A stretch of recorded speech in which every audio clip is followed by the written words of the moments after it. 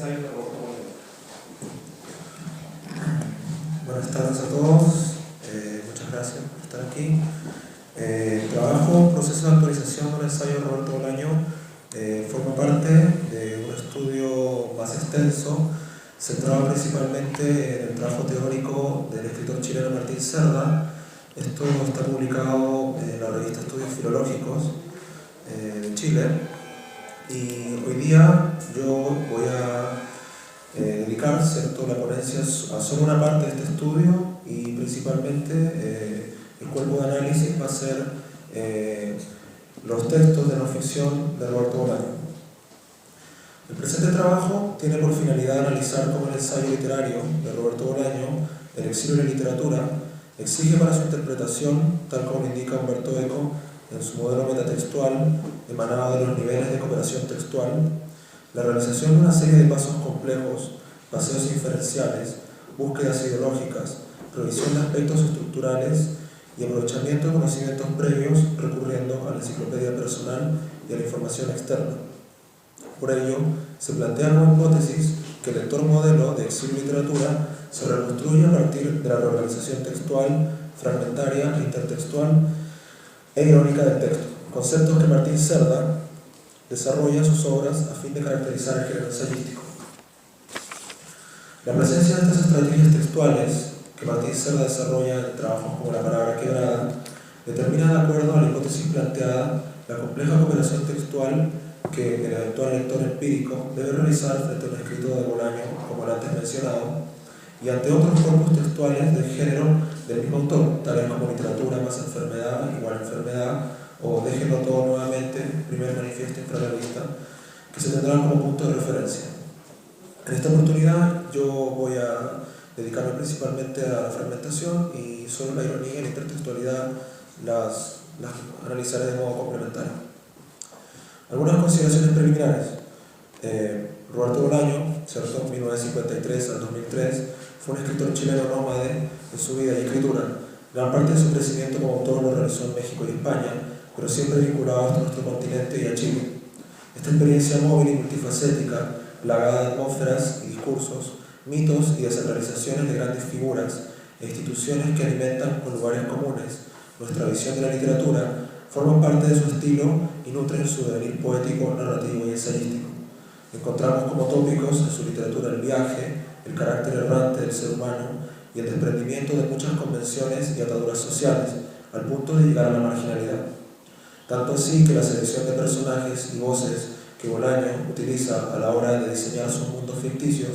conforman un universo textual caracterizado por un cúmulo de entrañables detectives, pornógrafos, sicarios, jóvenes perdidos en grandes ciudades, traficantes, asesinos en serie, fascistas, hombres de fe en contubernio con el poder y artistas esquizofrénicos,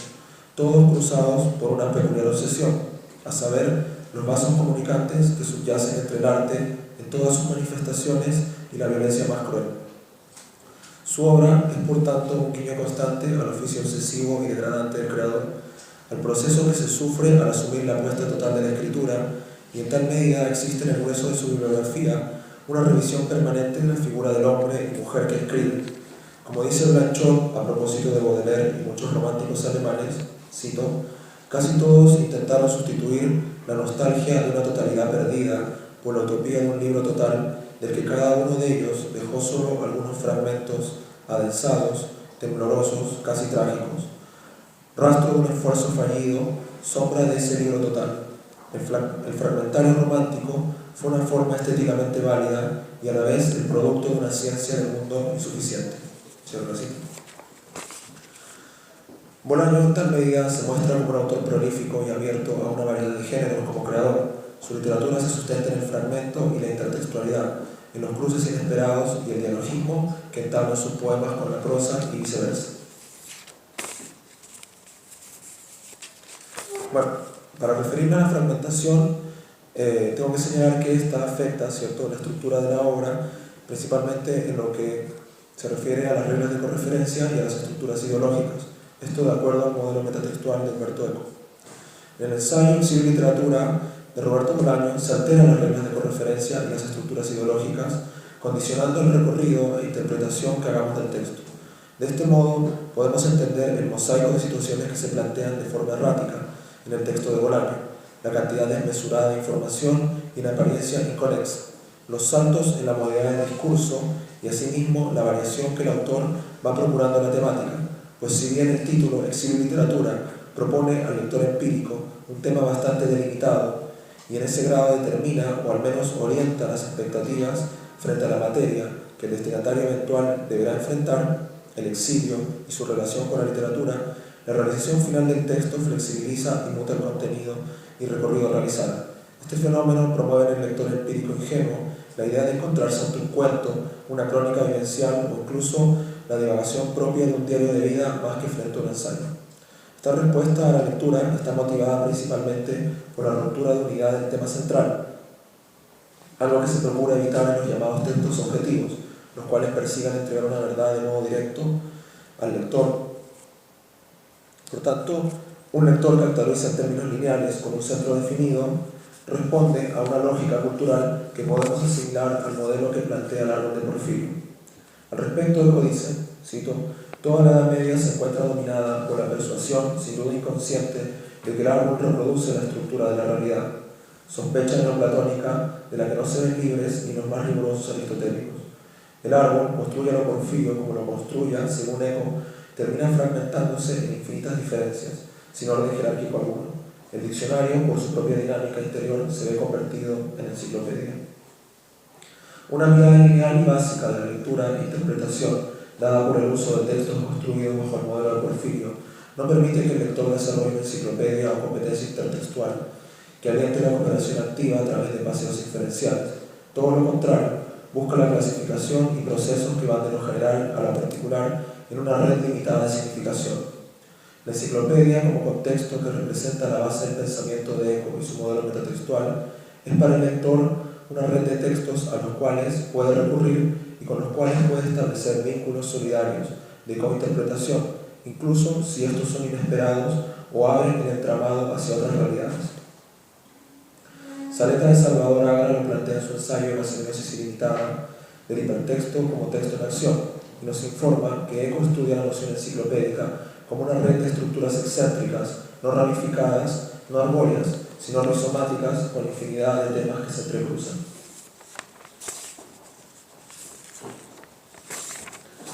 Es por estos mecanismos lógicos que ante un texto como Exilio y literatura, la respuesta típica del lector ingenuo que actualiza desde los parámetros del árbol de Porfirio surge una actividad cooperativa básica de interpretación que delata la insuficiente competencia interpretativa, en donde el lector puede quedar atrapado o excluido en términos de Eco. En cuanto a la estructura de Exilio y literatura, podemos agregar que gracias a la fragmentación no solo se tensiona y quiebra el tema, sino que esta peculiaridad da pie para ingresar al terreno de la ironía y la desacralización de grandes figuras y mitos de la sociedad. En el caso del ensayo de Roberto Bolaño, la desmitificación afecta a la poesía y su apreciación dentro de la sociedad chilena, usando como pilar la imagen de Nicanor Parra y sus artefactos. Por ende, en el caso particular de Exilio y literatura, la fragmentación se impone tal como lo indica Martín Serra, como un modo de asumir y valorar el mundo, en este caso particular, una manera de entender la literatura y una situación tan cercana a la historia reciente de Chile y sus escritores, el extrañamiento. El texto ensayístico de Bolaño surge de una premisa general y clara, la invitación que le hacen al autor nacional, al autor chileno, a referirse en Viena al tema Exilio y literatura. Este escritor de la generación N de Chile, diáspora intelectual de nuestra nación, enciclopedia intertextual requerida, biografía y otros textos del autor que dan cuenta de esta realidad, como el cuento Detectives o las novelas Nocturno de Chile o la novela Los Detectives Salvajes. Hace un ensayo rizomático que parte enunciando en este entramado sobre el exilio y literatura una anécdota familiar, la vida de Mario Santiago Pamasquiano, poeta mexicano que sufre un destierro en la misma ciudad que le cursara la invitación a Bolaño. Esta información es explícita para el lector, sin embargo el autor la dota de elementos implícitos que le sirven para definir una actitud vital del exilio y alude al Tao Te Ching y la frase, cito, sin salir de mi casa conozco el mundo. Frase contradictoria para un escritor nómade y errante, enciclopedia intertextual requerida, pues Bolaño siempre alude al significado de la literatura en relación al viaje. Cito, el viaje de la literatura, como el de Ulises, no tiene retorno, y que encuentra su par en el verso de Mario Santiago Pamasquiano, Cito: si he de vivir, que sea sin timón y en el delirio. Ulises Lima, en la novela Los Detectives Salvajes, ¿cierto? Texto que sirve a la vez de epígrafe a la novela Pesadilla de Bolaño. Por ende, el significado de la frase del Tao Te Ching puede entenderse también como un viaje interior, de aislamiento del mundo, pero de autoconocimiento y búsqueda personal. Ahí el lector tiene que realizar una inferencia. Bueno, Kafka en este sentido aparece también en el fragmento de Exilio y Literatura, más que como un autor, como un paradigma o alegoría de este viaje. Confrontes esta idea con el otro texto, Literatura más enfermedad igual enfermedad, del año 2003. En este punto, el lector lineal ya ha perdido el rastro al texto, pues Bolaño ha ido dispersando la idea de exilio y literatura, alejándose de un concepto unívoco y de un esquema de subtemas jerarquizados. La situación se complica aún más cuando, evitando los deícticos, Bolaño alude a Orwell, lo pontifica como una voz clave del siglo XX, sin mediar una relación causal directa entre la presencia textual de este novelista en el ensayo y la frase inmediatamente anterior. Orwell, autor de la novela distópica 1984, cuyo título es homónimo a la fecha en que Mario Santiago, de acuerdo a lo que nos expone en el ensayo Bolaño, puede retornar a Viena, aunque ese retorno nunca se verifica. Mario Santiago vuelve a México, como literalmente nos indica Bolaño, y muere allí en condiciones trágicas y miserables, cumpliendo su destino de autor situado en los extramuros del poder, un exiliado, en otras palabras, que vive y muere en los márgenes de un infierno, pero no cualquier infierno, sino el asimilable a los artistas y pensadores como Guy Debord, Sam Peckinpah y los hermanos Marx. Si el lector posee la enciclopedia y referencias, puede inferir que cada uno de estos representa un adjetivo para este infierno. Debord, situacionista y autor de la Sociedad del Espectáculo, da cuenta del progreso y su deshumanización. Peckinpah, director de violentos films como La Pandilla Salvaje o Straw Dogs, representa la crueldad, y los cómicos del absurdo, Groucho Marx y compañía, dan cuenta del sinsentido. Todo esto en un no man's land que no necesita de una orden de exilio directa de un gobierno, sino que es la desolación en que diariamente mueren miles de anónimos que, como Mario Santiago, por voluntad, o como las mujeres de Juárez, protagonistas de la novela póstuma de Bolaño 2666, Enciclopedia Intertextual Requerida, mueren por no representar un sujeto de valor para el poder, desapareciendo en la más completa indiferencia. El no man's land explícito que Bolaño define en el ensayo como un erial o yermo gana mayor sentido si vinculamos esta idea, para nada caprichosa o sin importancia, con lo que Alexis Candia dice en su estudio sobre 2666. Candia agrega que la estética del mal de Bolaño tiene como asentamiento un espacio físico que le sirve al autor de sustento material. En este caso se trata de Santa Teresa, que toma como referente Ciudad Juárez en la frontera de México con Estados Unidos, infame región del país del norte que, a causa de los continuos y sistemáticos asesinatos de más de 300 mujeres, el escritor chileno calificó en su última entrevista concedida a Mónica Maristán de la revista Playboy como un infierno. Y cito: Ciudad Juárez es nuestra maldición y nuestro espejo, el espejo desasegado de nuestras frustraciones y de nuestra infame interpretación de la libertad y de nuestros deseos. Rápidamente el ensayo de Bolaño va mutando su significado en función de cada elemento eludido y escamoteado,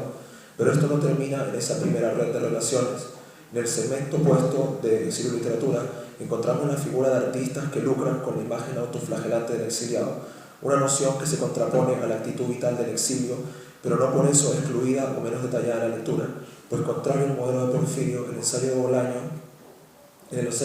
no estamos ante una mera diferencia, sino ante otra temática que importa interpretar en beneficio del sentido global. Bolaño señala que un político puede sufrir en carne viva el exilio, pues no puede medrar fuera del país de origen. Un escritor, en cambio, no debiera tener esa debilidad, pues solo tiene como patria a su familia y biblioteca. Y esa biblioteca puede ser mental. Por ende, no creen los escritores que se apropian del tópico del exiliado para crear desde esa condición una obra. Inferencias requeridas. Al detallar el proceder de autores exiliados que lucran con su condición, nos obliga a retroceder a una noción de biblioteca como patria, aludiendo desde luego a la propia biblioteca, fuente de su educación sentimental. Desde allí proyecta nuevos planteamientos para este ensayo. Uno clave es la presencia de Nicanor Parra, el chileno creador de la antipoesía, Enciclopedia Requerida, pues Parra, junto a George Perec, Borges y Enrique Lin, son una suerte de autores de cabecera de Bolaño, y este no solo nos hace parte de la ficción en poemas como Un paseo por la literatura o novelas como Amuleto, sino que dedica sendos ensayos y crónicas a sus trayectorias, trabajos que han sido recopilados en libros como Entre paréntesis. De Parra Bolaño toma el artefacto como construcción poética para complementar su idea y extender la discusión sobre el exilio en función del arte. Se detiene en un artefacto especial, la reescritura que Parra hace de un conocido poema breve de Vicente Huidobro. De este modo va delimitando también la querella nacional sobre los 4 grandes poetas, querella que además va en directa relación con la versión o diversión de Parra, en que satiriza esta polémica que Bolaño encuentra inútil, al punto de compararla con el juego infantil de la silla musical, en que a 5 nombres le tocan solo 4 escaños, quedando siempre uno fuera, de acuerdo al contexto y el arbitrio de quien invoque esa pugna de poetas. Parra, en lugar de detenerse en la imagen de Neruda, Mistral, Huidobro y de Roca, enumera ocupando el rol de los 4 grandes poetas chilenos solo Arcilla y Rubén Darío, ambos extranjeros de paso por el país, pero con una obra fecunda en relación a nuestra tierra, La Roncana y Azul, respectivamente. Bolaño entrega de modo directo esta información, sin embargo, la relación, que no es explícita, sino más bien una inferencia dada al lector, es la de literatura y viaje, pues tanto Ercilla como Darío fueron autores que construyeron una obra lejos de casa y siempre de camino a un destino incierto. Por eso Bolaño alude de modo tangencial a estos 2 autores, coincidiendo con lo que dice también Mario Santiago, ser presa de un exilio voluntario. En Exilio y Literatura, Bolaño escribe, cito, en fin, tenemos a Rubén Darío y tenemos a Alonso de Ercilla, que son los 4 grandes poetas chilenos, y tenemos lo primero que nos enseña el poema de Parra, es decir, que no tenemos ni a Darío ni a Ercilla, que no podemos apropiarnos de ellos, solo leerlos, que ya es bastante. Cierro la cita. Ercilla, por su parte, está presente en otros textos de Bolaño vinculados a la noción de viaje y literatura, y asimismo como parte de otro tema importante para la biografía del autor, la enfermedad. Todos sabemos que Bolaño, ¿cierto?, murió de cáncer, a la cual ya nos referimos al denotar también la presencia de Kafka, otro autor cabecera de Bolaño que también murió, ¿cierto?, trágicamente. Bueno, estos nexos sin duda nos hacen retroceder de modo inesperado a la imagen de Mario Santiago y dota de otro significado su vida y muerte. También coopera en el desarrollo de la noción del no man's land, pues como vimos, esta idea no solo se refiere al destierro político, sino más bien a una imagen de desolación, de desierto, y esas más o menos son las condiciones dadas de quienes asumen ese viaje sin timón y en el delirio, como reza el verso de Mario Santiago, hipotecando su vida en función de una obra de arte. Darío no es la excepción y también es víctima de ese infierno que estructura la ignominia del poder. La fecha de muerte de Rubén Darío, 1916, es otra temática, ¿cierto?, que se ramifica en Exilio y Literatura y no escapa a las digresiones y nexos temáticos que Bolaño establece desde el fragmento.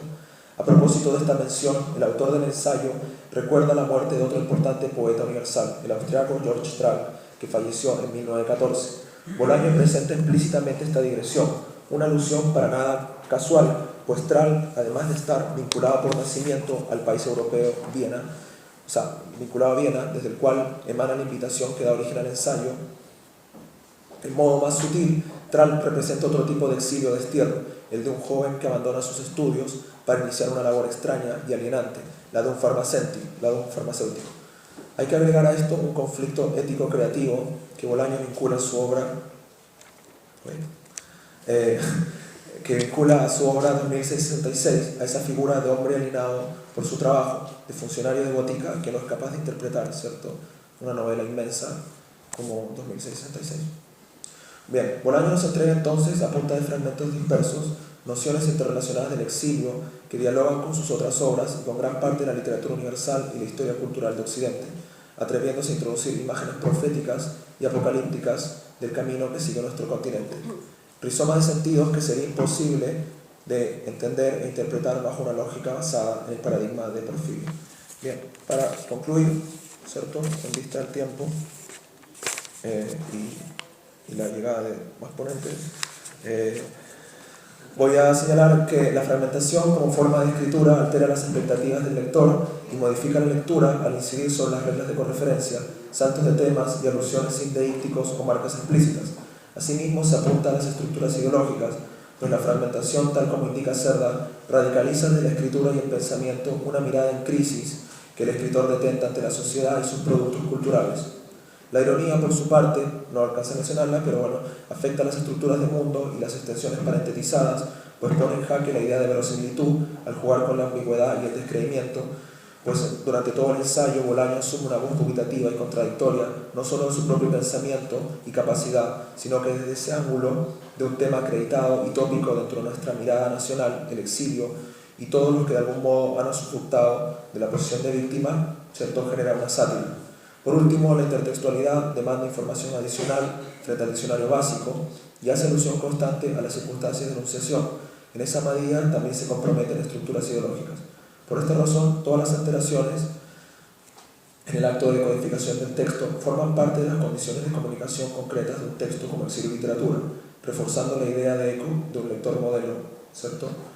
que debe enfrentar para la correcta interpretación de una obra como la que plantea Bolaño, ¿cierto?, una cooperación mayor y atenta, pues muchas de ellas superan las fórmulas y regularidades que la doxa ha impuesto como norma formal para la comprensión de lo que se entiende por ensayo. Muchas gracias.